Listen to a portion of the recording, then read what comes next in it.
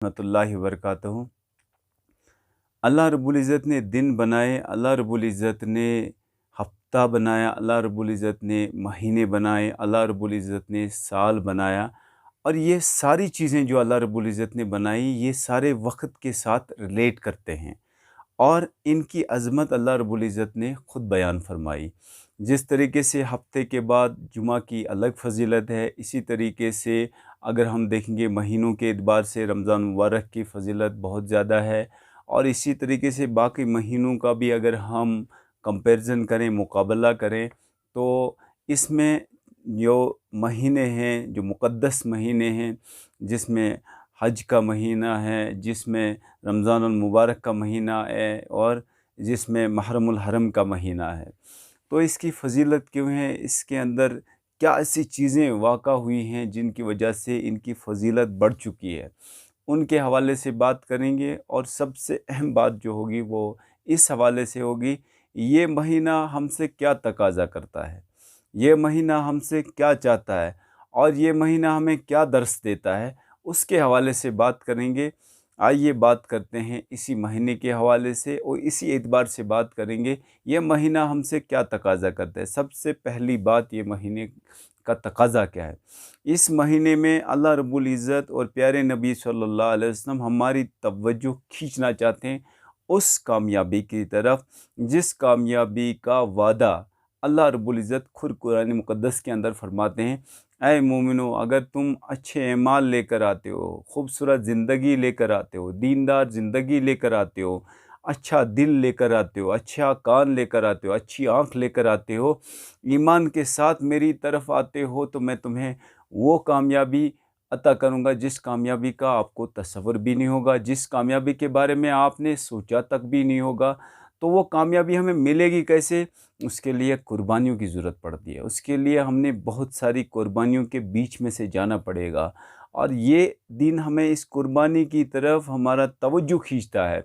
जिस तरीके से इमाम हसन, इमाम हुसैन और प्यारे नबी सल्लल्लाहु अलैहि वसल्लम के घर वालों ने कितनी ज़बरदस्त कुर्बानियाँ दी। इमाम हसन की कुर्बानी, इतनी बड़ी कुर्बानी, जान की कुर्बानी दे दी, लेकिन दीन के साथ गद्दारी नहीं की, कलमे के साथ गद्दारी नहीं की। और इतना ही नहीं है बल्कि अपना सर पेश कर दिया, अपना सर पेश कर दिया सिर्फ़ इसलिए कि अल्लाह की रज़ा हासिल हो जाए। मैं अल्लाह को राज़ी किस तरीके से करूं, इसके लिए मैं हर कुर्बानी देने के लिए तैयार हूं। दुनिया मेरा बने, बिगड़े, संवरे, कुछ भी हो जाए, दुनिया के साथ मैं कंप्रोमाइज़ कर सकता हूं, दुनिया के साथ मैं समझौता कर सकता हूं, लेकिन दीन के साथ, आखिरत के साथ, अल्लाह की मोहब्बत के साथ, प्यारे नबी सल्लल्लाहु अलैहि वसल्लम की मोहब्बत के साथ कोई समझौता नहीं। तो ये दिन आज का हमें ये दर्स देता है, अल्लाह की मोहब्बत के साथ कोई समझौता नहीं है, प्यारे नबी सल्लल्लाहु अलैहि वसल्लम की मोहब्बत के साथ कोई समझौता नहीं है, कुरान मुक़द्दस के साथ कोई समझौता नहीं है, कोई भी समझौता नहीं है, इसमें कोई कंप्रोमाइज़ की कोई गुंजाइश नहीं है। हमने कुरान मुक़द्दस के साथ ऐसा ताल्लुक़ जोड़ना है, मिन अन हमने कुरान मुक़द्दस के मुताबिक ज़िंदगी बसर करनी है। अगर हम नहीं कर सकते हैं ऐसा, लेकिन कम से कम इतना तो ज़रूर है, हमने कोशिश तो करनी है। अल्लाह रब्बुल इज़्ज़त हमें अपने ताकत के मुताबिक पूछेंगे कि आपके अंदर इतना ताकत था और इतने ताकत से आप इतना कुरान मुक़द्दस के अंदर जो है आप इसकी कुरान मुक़द्दस के मुताबिक ज़िंदगी को बसर कर सकते थे, लेकिन क्यों नहीं की? तो अल्लाह रब्बुल इज़्ज़त अपने कुदरत के मुताबिक, अपनी ताकत के मुताबिक हमसे पूछेंगे, बताओ ये ताकत मैंने आपको अता की थी, इतना ताकत आपको मैंने दी थी, इसके ऊपर आपने कितना अमल किया? तो आज की बात हम इसी हवाले से करेंगे। सबसे पहली बात कि इस दिन हमने क्या करना है।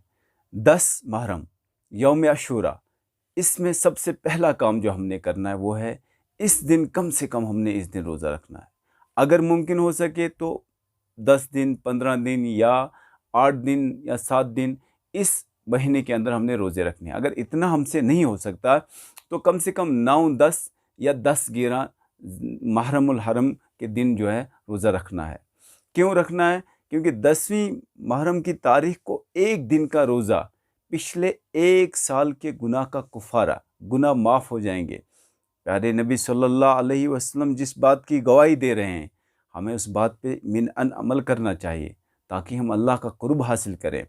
تاکہ ہم اپنے گناہوں کی تلفی دور کر سکتے ہیں، اپنے گناہوں کی بخشش کروا سکتے ہیں۔ یہ ساری چیزیں جو اللہ رب العزت ہمیں دے رہے ہیں نا، اس لیے دے رہے ہیں کہ اے میرے بندے، تو جب آ جائے گا نا میری طرف، تو تیرے پاس اعمالوں کی اتنی بڑی زبردست پونجی ہو، تاکہ تم جب میرے ساتھ ملاقات کرو گے تو ملاقات اس حال میں تو کرے گا کہ تیرے اعمالوں کی پونجی بہت زیادہ ہوگی، بہت زیادہ ہوگی، تاکہ تمہاری جو کوتاہیاں ہوں گی نا، تو ان دنیا میں ہی ان کوتاہیوں کو تم مٹا کے آؤ گے۔ تو سب سے پہلا کام یوم عاشورہ کا 1 دن کا روزہ، 1 سال کے گناہ معاف۔ کتنا سستا سودا ہے، کتنا آسان سودا ہے۔ تو انشاءاللہ اللہ رب العزت سے دعا کریں گے، کم سے کم 9، 10 یا 10، 11 ذی الحجہ کو ہم انشاءاللہ ضرور بالضرور ہم روزہ رکھیں گے۔ اس کے بعد دوسرا کام جو یہ آج کا دن ہمیں تقاضا کرتا ہے، وہ قربانی کے لیے ابھارتا ہے۔ پیارے نبی صلی اللہ علیہ وسلم کے خاندان نے قربانی پیش کر دی، پیارے نبی صلی اللہ علیہ وسلم کے اہل خانہ نے قربانی پیش کر دی، جان کی قربانی پیش کر دی، مال کی قربانی پیش کر دی، اس دین کے خاطر انہوں نے جانیں دے دی۔ لیکن اللہ رب العزت ہم سے اتنی بڑی قربانی نہیں، اہل بیت کے ساتھ محبت، تعلق، محبت ان کے ساتھ، اور اللہ رب العزت کے ساتھ محبت، پیارے نبی صلی اللہ علیہ وسلم کے ساتھ محبت، اور قرآن کے ساتھ محبت۔ تو یہ درس دیتا ہے، قربانی اور محبت کا درس دے رہا ہے یہ دن آج۔ آپ اللہ کے کتاب کے ساتھ ایسا تعلق جوڑو، ایسی محبت کے ساتھ قرآن مقدس کے ساتھ تعلق جوڑو، تاکہ آپ کو قرآن مقدس کے مطابق زندگی بسر کرنا آسان ہو جائے۔ قرآن مقدس جو آپ سے تقاضا کرتا ہے، اس تقاضے پہ آپ کھڑا ہو جائے۔